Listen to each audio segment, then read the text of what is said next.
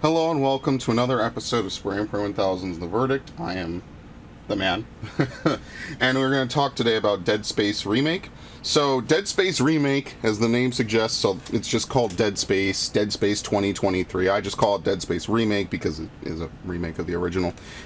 Is a remake of the 2008 survival horror classic Dead Space. You know, and again, an ongoing thing with a lot of these remakes is that these games are probably recent enough that I played it when it was new. You probably played it roughly when it was new and when Dead Space was popping. So there's not really too much for me to discuss.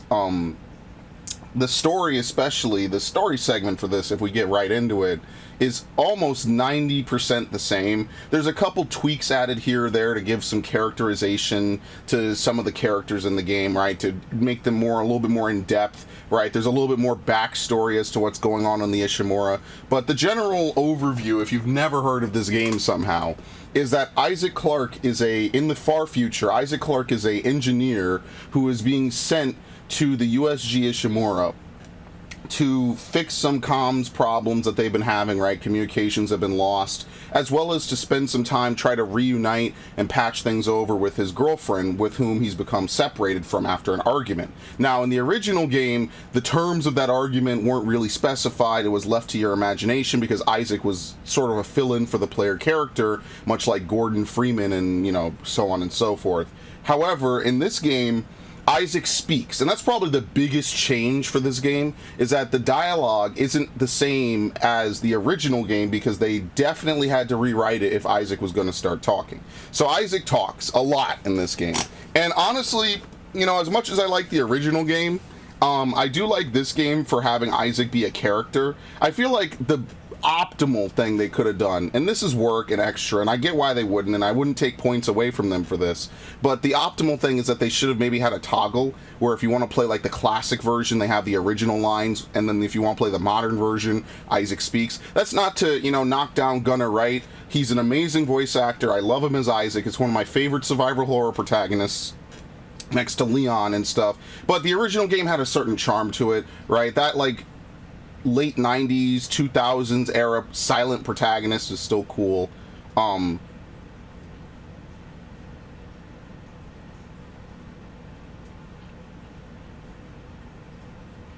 So yeah, Isaac talks now, which means that his dialogue, is heard by other characters. It's not implied, or it's not just that he's silent and other characters bark orders at him.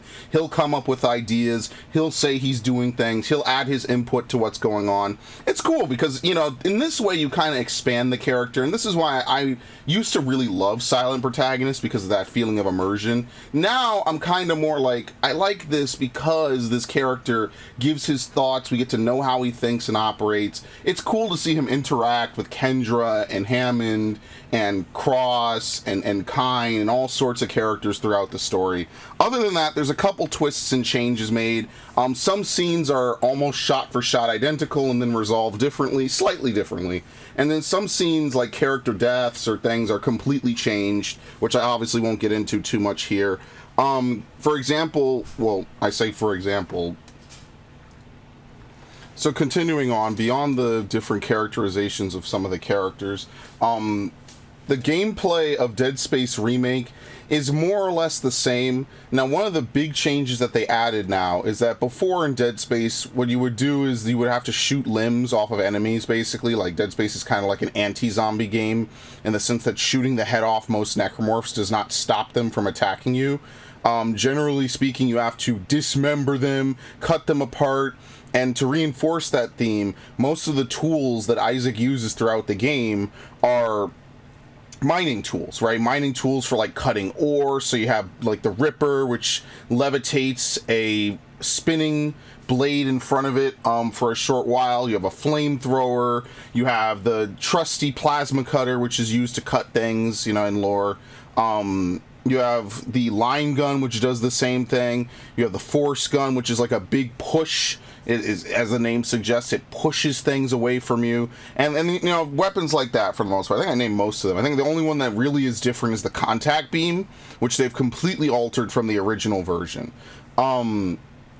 And so the core basis of the gameplay stays the same. I know that they talked about this whole like flesh stripping system where like now you could blow the flesh off of necromorphs as opposed to just chopping. Now you could actually like blow the flesh off of them, which reduces them down to like basically bones and little bits of sinew, which is cool. The fundamental still stays the same. It hasn't really changed too much about the game, which is fine. Besides that, a couple of things have been changed about the main gameplay of the game. For example, the turret sequences. In Dead Space 1, there were two sequences. One where you had to shoot turrets. I'm sorry, you had to shoot asteroids from a turret to prevent them from destroying the Ishimura while the AI reboots, so you know it will automatically shoot asteroids. And then again later you fight a boss using the same turret sequence. That's been changed in the remake entirely. And the first sequence, which is the asteroid sequence, has just been changed to you having to shoot it while enemies are attacking you, whereas the boss fight has now been completely altered into using these big guns to shoot at the thing on the bottom of the ship, which is pretty cool. Other than that, you know, things are more or less the same that occurs in this game. There's a couple redesigns to different areas, but all the key pieces are still there. If you've played the original, you should feel right at home on the Ishimura, you know, doing your usual thing. You know, obviously, since a lot of the Dead Space 2 stuff has come and gone, you know, the game has a lot of references to things that would later, you know, become recurring in Dead Space 2. The game also has, you know, just incredible graphics. I mean, you are going to get slathered with blood and gore in this game. Just watching Isaac just go to work on some necromorphs. You could do the stomping as usual, which is like a recurring thing in Dead Space now. That's awesome. You just see Isaac just get plastered in like shiny blood, and the lighting is really good. Now sometimes I feel like the game is a bit too dark. You know, I had to up the brightness a little bit. Again, I know horror games dark, haha, but I'm not really scared if I can't see anything. I just get more annoyed. So I think that upping the brightness just a wee bit so you can see is fine. Even if you have to adjust it on the fly, there's nothing wrong with that. The jump scares are pretty good. Sometimes necromorphs will still play dead. They'll burst out of, you know, tunnels and things, you know, ventilation shafts and whatnot around the ship. But the biggest thing that they've changed about this game is that it's not linear. Well, it is linear. However, you are able to revisit earlier parts of the ship. So, for example, in the original game, there were 12 chapters. Of those 12 chapters, 11 of them have you exploring the Ishimura and going to different parts of it. And while you can free roam around the different decks of the Ishimura, at the end of every level, you would enter the tram system, and that would basically be the end of the level, right? It would take you to the next place that people have instructed you to go to fix up something or to try to solve some problem or whatever. In Dead Space Remake, however, you can revisit earlier areas of the game. As long as you have access to the tram, you can go to that area that you haven't been to yet, open up the tram station, and basically it allows for fast travel between the different decks of the Ishimura. Now, this is not like... It's helpful, right? It's cool because it gives you a reason to go back, but remember that, you know, it's not going to be a walk in the park, like, say, like a Resident Evil game where, you know, you revisit earlier areas. There might not be any enemies. There will be enemies that come out, you know, they'll respawn as usual. Apparently there's even something in the game that's called, like, the Intensity Director, which I guess randomly, like, will close doors and things like that and try to, you know, juke you out with jump scares. There's a couple jump scares on the tram as you're going from place to place, things like that. But going hand in hand with this new free roam open world environment is that we now have side quests in the Ishimura. Before, in the original game, as I was saying, there weren't really any side quests to do. Yeah, there were logs, maybe there were a couple of hidden items, but there was never like extra plot lines and stuff you could follow. Whereas in Dead Space Remake now, there's at least 3 or 4 major side quests that you could follow. And doing so gives you added lore. It helps to define some of the characters, helps to inform Isaac of the things that happened on the Ishimura before he showed up, which is dope. I like that. I think that that's a good addition to the game. It's cool, you know, again, Dead Space 2 was kind of linear. It wasn't really until Dead Space 3, I think, where we had something like this in a couple areas. It's always interesting to get that whole sort of extra content that allows you to go back and replay and get some extra items. Now, obviously, they'll lead you to more enemies and things to deal with, but I think that's pretty cool, and it's a good addition to this game, and I actually do like it. So, open world and side quests, or I guess pseudo-open world, right? Like, you could revisit levels basically more or less whenever you want to. And side quests, A+, I like that. Good stuff, good thing to add. Honestly, it should have been in the Resident Evil 3 remake. I think that that would have been cool if they added this in, which is what the rumor was that got tossed around a couple websites, and then ultimately none of it was true, which was kind of weird and insane. But yeah, to wrap it all up, I think that's a good thing. It's a positive, and I hope that, you know, I'd like them to not just get in this habit of remaking old games, right? I think that this was good because it allowed them to establish Isaac's character. It allowed them to set up for Dead Space 2. I don't think they should remake Dead Space 2 and 3. I think they should just create an ending for this series, or, you know, have a Dead Space 4. I really, like, because, see, then the other thing, if they remake it, it'll be like another 6 years before they catch up, right? Assuming that Motive is now working on this full time, which is ironically what Visceral was doing right after EA, you know, backstabbed the shit out of them for making good games.